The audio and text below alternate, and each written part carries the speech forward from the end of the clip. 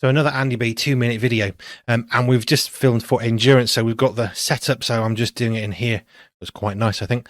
I've been thinking. I had a couple of chats with a really good friend of mine from Nigeria, Ollie, and do you know what? Sometimes we do things in life and we don't know what it is that we've done that's encouraged or helped anybody else. And he made my world today. He said, I watched one of your Andy B videos on David and Goliath, and it's really helping me, and I've learned this, and it's doing that for me. And I do these little 2-minute videos, and I think, what's the point? Sometimes.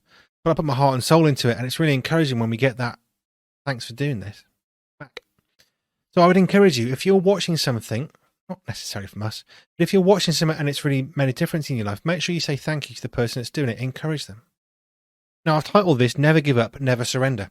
And that will mean different things to you depending on who you are. If you're in this household, it means one of two things. It either means we're listening to Skillet again, and we're listening to Never Surrender, which is an amazing song. We'll link to that. Absolutely fantastic. If you ever think John Cooper, yeah, he's all right. Yeah, well, listen to him when he's doing an acoustic set with his wife, because he's utterly amazing. I cry every time. Never Surrender.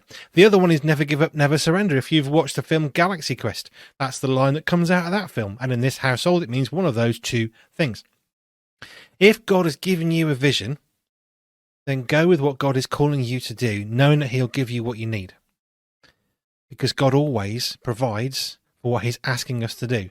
Here's the caveat to that, the condition, if you like. When God asks us to do stuff for him, don't expect to have all the resources you need in your lap just before you go. It may well be, as I've heard enough times now that I don't question this, when you're paying for the ticket, the money's there in that cash drawer or whatever it is for a train ticket. Heard that enough times. If God's calling you to do something, give it all your heart. Don't do it for others. Don't do it for likes or downloads or comments or whatever. Do it because God's called you. Leave it with God and let the Holy Spirit do whatever he needs to do. So never give up, never surrender. Keep going with God's vision that he's given you in your life.